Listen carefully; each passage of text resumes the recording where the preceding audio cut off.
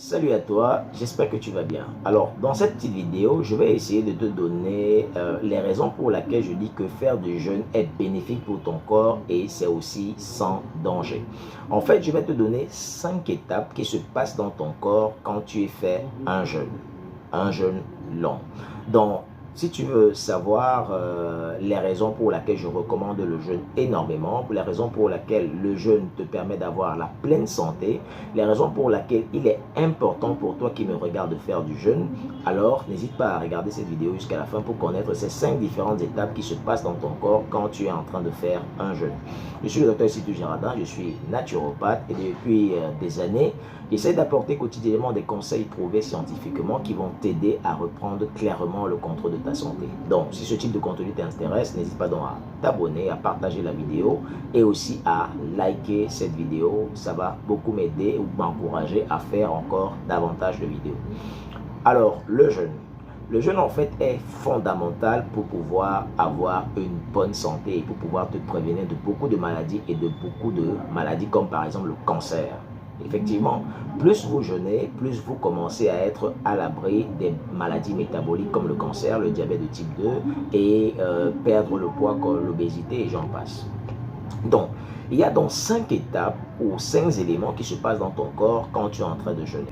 Ces étapes ont été définies par Georges Cahill, qui est un physiologiste et qui nous expose très bien, clairement, ce qui se passe dans ton corps. Première étape, en fait, c'est l'alimentation. La deuxième étape, c'est la phase d'absorption après l'alimentation. La troisième étape, c'est la néoglucogénèse. La quatrième étape, c'est la cétose. Et enfin, la cinquième étape, c'est la phase de conservation des protéines. La première étape, c'est en fait l'alimentation. Dans cette étape, quand tu consommes un aliment, cet aliment, premièrement, va produire de l'énergie et cette énergie va être premièrement utilisée pour pouvoir donner de la force à tes cellules. Et secondairement, l'excédent d'énergie va être stocké sous forme de glycogène dans le foie. Ensuite, la deuxième étape qui est entre 6 heures et 24 heures, c'est la phase en fait où le corps va aller prélever dans les réserves pour se fournir de l'énergie. C'est-à-dire, quand tu arrêtes de manger 6 heures de temps ou 24 heures de temps, le corps donc va aller prélever dans le foie le glycogène qui a été stocké préalablement pour pouvoir se donner de l'énergie. Et ensuite, quand les réserves d'énergie sont finies, on passe maintenant à la troisième étape qui est la néoglucogénèse. Dans la néoglucogénèse, en fait, le corps va prendre les acides aminés, c'est-à-dire l'élément de la dégradation des protéines. Il va prendre les acides aminés pour pouvoir créer des molécules de glucose afin de se procurer de l'énergie. Donc, dans cette étape-là, qui est entre 24 heures et 36 heures après le jeûne, le corps utilise les acides aminés pour se produire de l'énergie. Mais cette étape est courte. D'accord? Elle n'est pas longue, sinon l'utilisation de trop d'acides aminés pourrait impacter sur le métabolisme général. Alors, le corps va donc utiliser maintenant les lipides. Voilà. Le corps va utiliser maintenant les lipides. Et ça, c'est la quatrième étape qu'on appelle la cétose. La cétose, en fait, c'est le fait d'utiliser comme carburant les corps cétoniques. Les lipides, plus particulièrement les triglycérides, vont être transformés en deux éléments. Premièrement, en glycérol et ensuite en acide gras. Le glycérol va être transformé en glucose par la néoglucogénèse et les acides gras vont être transformés en corps cétoniques.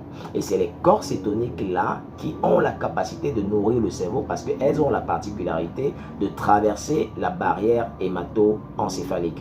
Donc, vous serez plein en éveil, vous ne serez pas dans les vapes quand vous êtes en train de jeûner parce que effectivement les corps cétoniques sont là pour pouvoir nourrir clairement votre cerveau.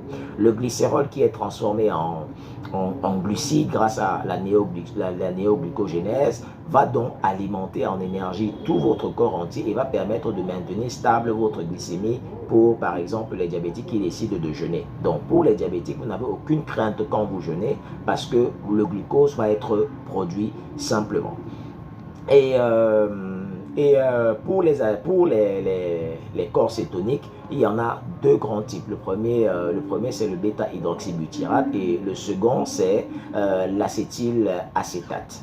D'accord, voilà les deux grands types de corps cétoniques que le corps produit pour vous permettre d'avoir assez d'énergie et pouvoir mieux nourrir votre cerveau. La dernière phase, en fait, c'est la phase de conservation des protéines, dont le corps essaye de conserver votre masse maigre pour éviter d'avoir des problèmes sur le plan métabolique. En fait, pour le faire, il laisse toujours élever des niveaux,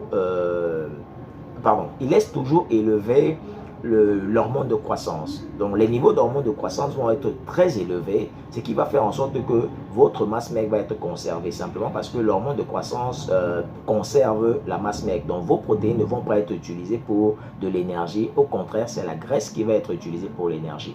Et ensuite, le corps va produire aussi énormément de noradrénaline pour toujours maintenir en éveil votre métabolisme de base. Donc, le fait de produire des protéines, le fait de maintenir la température corporelle, etc., va toujours être bien accompli par le corps, simplement parce que il y a des niveaux élevés de noradrénaline et il y a aussi une quantité accrue de corps cétonique dans votre corps qui vous permet d'avoir assez d'énergie. Donc, voilà un peu les raisons pour lesquelles je dis que faire du jeûne ne peut pas avoir un impact négatif sur vous. Si vous êtes bien accompagné dans votre procédure de jeûne, vous allez voir que les effets seront énormément bénéfiques pour vous et vous aurez la pleine énergie.